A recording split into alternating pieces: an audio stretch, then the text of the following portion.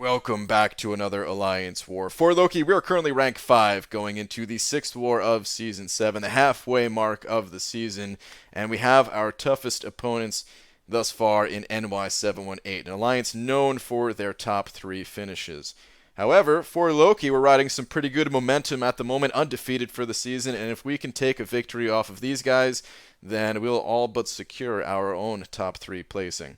Go ahead and pop on a mixture of lesser and greater boost. I have a lesser attack boost, a greater champion boost, and a lesser health boost. And I've got my same old team with Void, Stark, Spidey, and Blade. First node is a 565 Science Champion.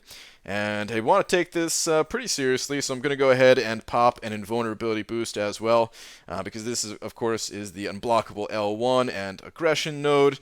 So just in case something goes wrong, don't really want to get one shot by mistiming and evade on the special one or something like that. So I'm going to go ahead and pop that invulnerability. And away we go. We got a Gladiator Hulk first up. Must be nice having a 565 Gladiator Hulk. I'm sure this was pretty helpful if this person ranked it up before variant. But in any case, the strategy here is to not really mess around building up poise charges. Get a couple here and there when I can, but of course, got to keep that fury down. I prefer to push Gladiator Hulk to his special 2. It's just a little bit easier to evade. The special 1 has a little bit of funny timing on it. And then, of course, I'm watching out for these smashes as well. He's got a lot of furies built up. He's got 5 at the moment, so you can see that block damage. I mean, that was a parry, and it still did like 1,600 damage through that. So, it gets pretty nasty once those furies are built up. But we get to our special 2, and that is lights out for Gladiator Hulk. Alright, moving on to the next node, node 18. This is the Bane Stun Immune, and we have a Cosmic Champion with a Persistent Charge, so this is going to be Heimdall on this node. And I've kind of messed up against Heimdall in the past on this node, not really taking his auto block seriously, but this fight, no, we need to take the auto block seriously. I'm going to delay pushing him over a bar of power here so that I can get a good Bane transfer without having to worry about baiting out a special or anything like that. Now I've got plenty of time to bait a special, and then not only bait that special, but bait a heavy attack afterwards so that I can get my heavy attack off. That's the safe way to fight Heimdall. He has auto block after his specials, but of course cannot auto block a heavy attack. So the first, as long as the first attack after the special is that heavy attack that turns off his auto block, then you're good to go, normal fighting style beyond that. And Heimdall goes down. All right, moving on to node 24. It is a skill champion, 455 skill champion. Gonna go ahead and heal up Spidey. Still have my my invulnerability boost active. I was a little bit worried about that since the first fight of this match was a little bit slow, so I didn't know if I was still gonna have that at this point, but I do still have it active. And this fight turns out is going to be a Taskmaster. This, of course, is the Bane. I'm sorry, not Bane. Buffet Recovery Limber node. And against Taskmaster, it's pretty much the same strategy as fighting any champion. Stark Spidey just going to build up those poise charges and then go to town. Really trying to get to full poise just because it is the buffet node after all, and he is going to be healing back this damage. So the harder I'm hitting, the less I'm going to have to deal with that healing that he's going to be gaining. I might as well, use my parries early on since he will go immune to, he's going to go immune to debuffs at some point. And honestly, it probably would have been a good idea to draw my L1 there, but wasn't really thinking. And watch this. I dashed in too early on the L2. I don't know what happened there. I guess I wasn't paying attention to the animations or something. Just dashed in way too early. Luckily, Stark Spidey's auto evade took the wheel. I get an interceptor there, hit him with the L2, and Poor Batman is the name of this guy, and he goes down. So poor Batman.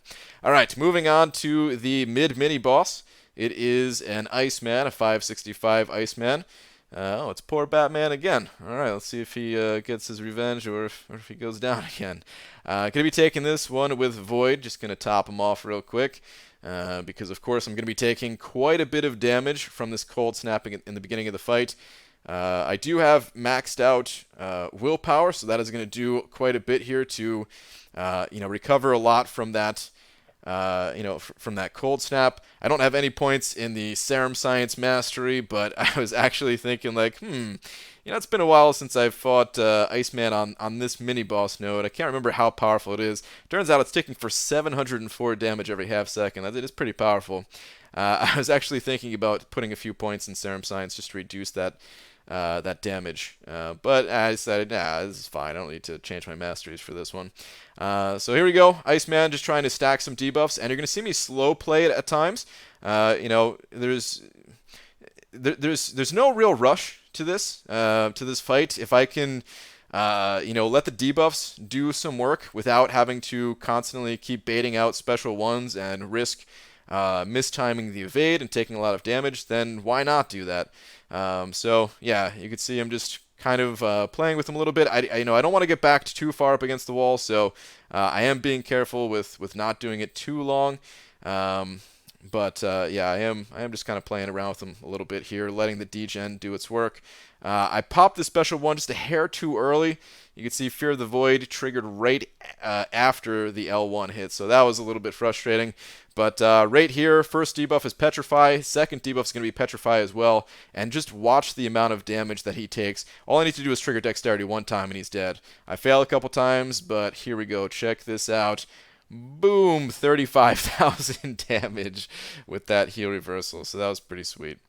Okay, unfortunately, that is the last fight that I have for this war. I did do some other fights, but I was traveling at the time, and yeah, that was the only ones I was able to actually record. The next fight is an Awakened 6-star Cosmic Champion. I believe it was Angela, I think. I popped a 15% health boost.